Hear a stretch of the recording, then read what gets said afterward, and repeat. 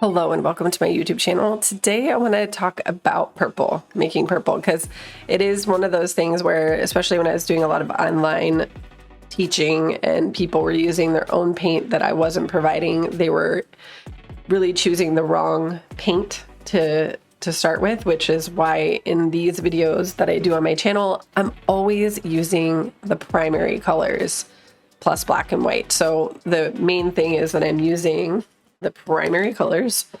They literally say primary red, primary blue, and primary yellow. Now, I love purple, so one of the things is that red and blue does not always make purple, depending on what shades you're starting with. So sometimes people grab a paint like this kind of a red, and I mean, to the untrained eye, it's like, what's the difference? You know, not that big of a deal. And then you also have things like magenta, which is also a shade of red. And then you have your different shades of blue. You know, you have your primary blue, which is what I use. Then we have an ultramarine blue. So again, untrained eye, hard to tell the difference. And then we also have like a cerulean blue. So I'm going to play with these because I would have a lot of people using this kind of blue. And then they would be using this kind of red. Okay, let's see what happens when we mix those. And then I'm going to show you what's more ideal and why I use the primaries, because it's not the best purple you're going to get. So I'm also making this for those who want to get an even better purple. Like maybe your goal is to make a painting that's all just different shades of purple. Then you might want to invest in getting some different shades of paint. So what we're going to be playing with is, this is my ultramarine. So I'm going to squeeze some of that out. Not too much. We don't want too much. You don't need that much to experiment with the mixing. This is the pyrrole red, which is very similar to like a cad red or a scarlet red. It's in that ballpark. And then we have our cerulean blue. And then we are also going to do our magenta. So the colors that I'm showing you are going to be the least to the best. And then the primaries that I use typically are right in the middle. We're just squeezing that out. We can play with what these are going to look like when we mix them, and you can see why, and I'll explain why these things happen.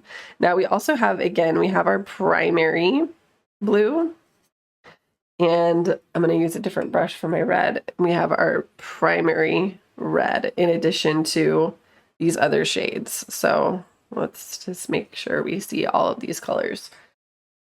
Now, the first color we're going to look at is the cerulean blue. So see how when I pull that and spread it out, see how bright it is? It's pretty close to your primary, like in the way that it looks. The primary blue, it's pretty close. It's not the same, but it's pretty close. It's a very warm shade of blue. It's like, or like a, I should say, leaning towards green shade of blue. So this is never going to make a good purple because this blue is already leaning towards green, which is not where you want purple to go. You want purple to go the other way towards red. So anytime there's multiple primaries like red, red, blue, and yellow all at once mixed in is going to start to make your paint look dull, which will end up looking kind of gray. And then we have our ultramarine blue. So see the difference in the shades. So it's hard to tell from the bottle as much the difference, but when you spread it out, you can start to see the difference between the colors. Now for the red, we're gonna mix them in a second, but I just want you to see the way they look spread out on their own. This is my primary red here, which is good. It's pretty basic. There's not a lot of undertones of warm undertones to it, like yellow undertones, which is good. But with this one, you're going to see the difference. Sometimes you got to add a little bit of water to see the difference. But notice how that's like, it's just a completely different shade. And this one's kind of thick, so I'm going to wipe it out so you can see. But see how it's like more rosy looking. This one is a little bit rosier. Now my magenta is going to be the most pinky looking.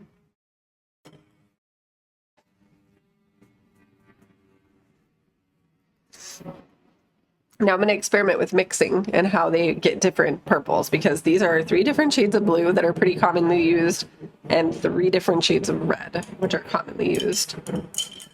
I'm going to go ahead and use the these ones first. So I'm going to use, this is the cerulean blue, and let's mix in the pyrrole red and see what we get. Wow, that pyrrole red is really strong. So let's add more blue. Now mixing this together. I don't know about you, but it's looking pretty, I don't know. It's not very promising. So now that we have that, let's see, let's spread it out. What do we get in here? Add a little bit more blue. It still looks kind of red. I'm trying to get a even like 50-50 red and blue. And then what's helpful to see what shade you're going to get is just to add white to it and say, okay, that's the purple that you're going to be able to get with that. Not really vibrant. It's very gray. That's not ideal. You don't really want that color to be those colors if we're trying to make purple. Now, the cerulean blue is great for like ocean scenes where you're trying to get different shades of blue that also have green, like blue, green, turquoise, that kind of thing. It's great for that. And this shade of red is great when you're trying to do like an autumn painting that has some really vibrant oranges in it or something. That's a great red for that. You want those colors, but when you're trying to do purple, it's not what you want. So there we go. Now this is the least favorable, and now I'm going to do the best, which is going to be if you had the quinacridone magenta, which I probably didn't say that right. I don't pronounce things right. It's just me. And then ultramarine blue. Okay, now you could already, it's dark at first, but you could pretty much, it looks great. And then we'll add white to see what our purple is looking like there. Oh, it's like, thank God, so much better. So there you have it. This and this. Both shades of red and blue, very wildly different. Now we'll do the primaries. Primary red, primary blue.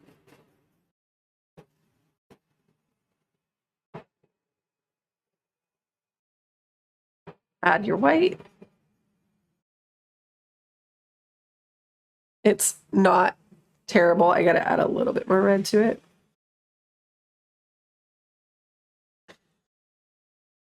So I've said this before. There, and then you have a purple kind of like this. But I mean, it's much better than this, which is the worst. This is medium. It's like, it's workable. It looks purple, so you're okay. And then this is the best. This is going to be the most vibrant purple that you're going to get. So if you're really going for that vibrancy in the purple, you really want to be starting with an ultra, even just using primary red with ultramarine blue is going to be, let's use that so we can see. The blue really matters a lot. The red matters a lot too, though. So, I mean, they both matter. But the blue is pretty critical because it's going to give you just such a better shade. But just using the ultramarine instead of the primary blue, you can already see the vibrancy getting better in this shade of purple.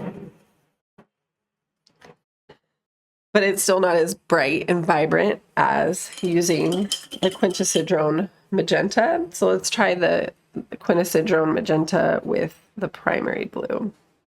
And then you might decide where you want to invest. Like maybe you would rather get the magenta, invest in that paint, and stick with the primary blue. Kind of depends on what you want to do. This is going to still be a really great result. So there we go. We got the purple from that, which is really good. Like, but it's still not as vibrant as that. Nothing's going to be as vibrant as the ultramarine with the quintessential magenta, as far as, unless you just get straight up purple. But still, I like using red and some sort of red and blue mixed, because then that way you can get a variety of shades of purple. So if I wanted to use my best mix, which is my quintessential magenta with the ultramarine, maybe I wanted a very pink purple, so I would just use a little bit of blue and a lot of red. And you get this really pretty, vibrant color.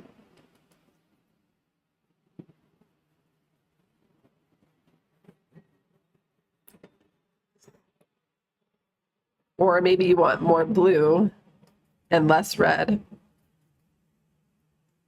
and you'll get a different shade yet again, but still the vibrancy of it is just way more intense, because those two shades are like really close to purple already. Like, they don't have any yellow in them. The paint, the starting paint has zero, absolutely zero hints of yellow. That's why it's going to look the most vibrant. So this is just a little exploration in purple. A reminder that using any warm shade of red that has any kind of orange flavor to it, is not going to be great when you're trying to mix purple.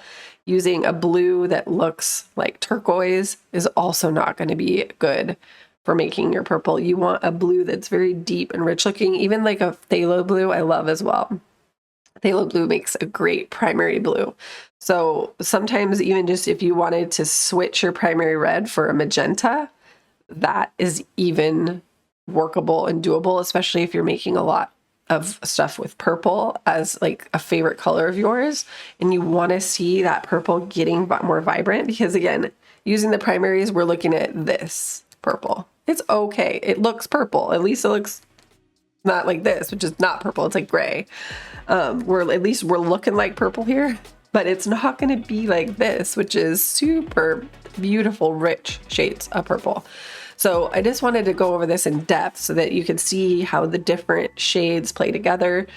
Just because something looks similar in the bottle doesn't mean it's going to play out in the mixing. So you really have to pay attention to the shade you're getting, understand your shades, and mix them together, test them out, make sure they're going to do what you want before you jump into like a tutorial or something like that, where you're not really sure and it just is very vague and it just says get red, blue. You just need red and blue, or you just need red, blue, and yellow. It's like, you need to be more specific. Otherwise you could run into issues like this. So hopefully this helps you just stop getting that terrible shade of purple if that's been a struggle for you, and it gets you towards a better understanding of how to get a really awesome shades of purple. And thanks for watching. Make sure to leave a comment. Let me know if you have other questions or what other kind of videos you want to see. But I hope you have a beautiful rest of your day. Thanks for watching. Bye.